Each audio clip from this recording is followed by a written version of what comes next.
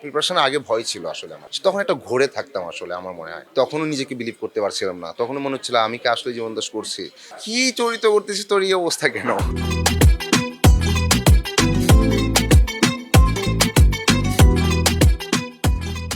ভীষণ ভালো লাগছে আমার।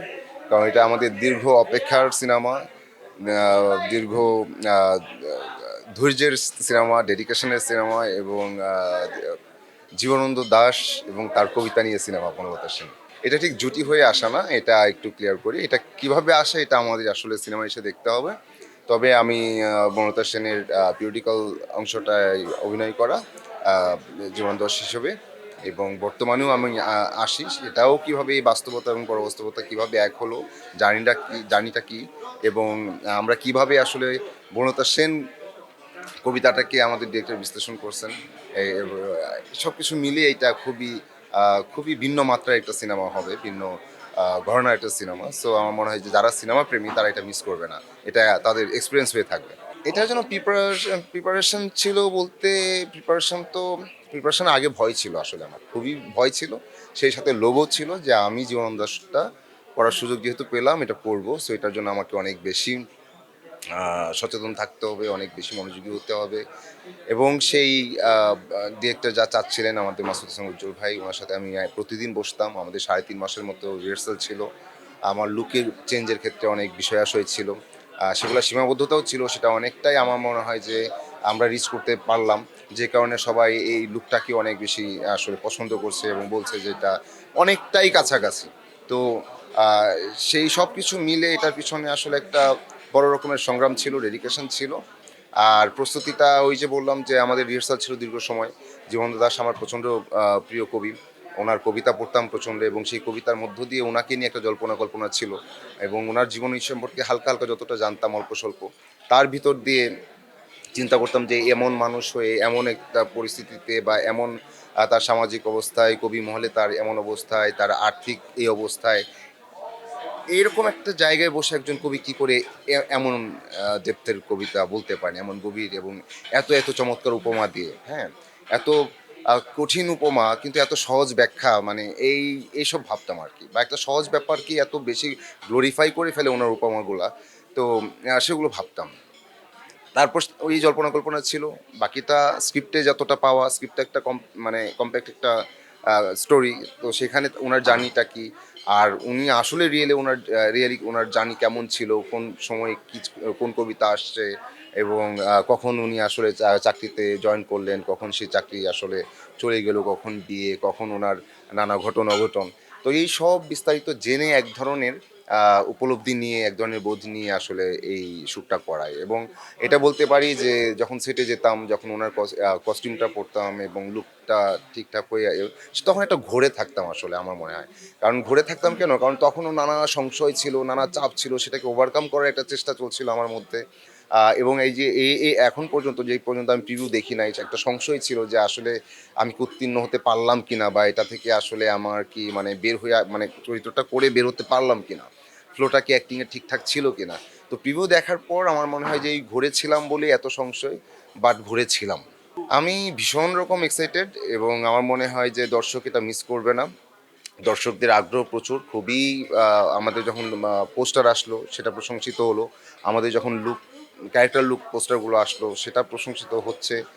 এবং আমরা টিজার ছাড়লাম খুবই মাত্র ৫৪ সেকেন্ড একটা ওয়ান টেক শট যেটার ভিতর দিয়ে আমরা এক ধরনের ওই যে যেমন আ আ কুয়াশার মতো জীবনানন্দ দাশ, ওনার ভাবনা তো আমরা এই ট্রেলারটা দিয়েও আসলে সবাইকে ভাবনার জায়গাটায় আনার চেষ্টা করা। ওই যে উনাদের মতো করে দর্শক তাদের মতো করে ভেবে নিক।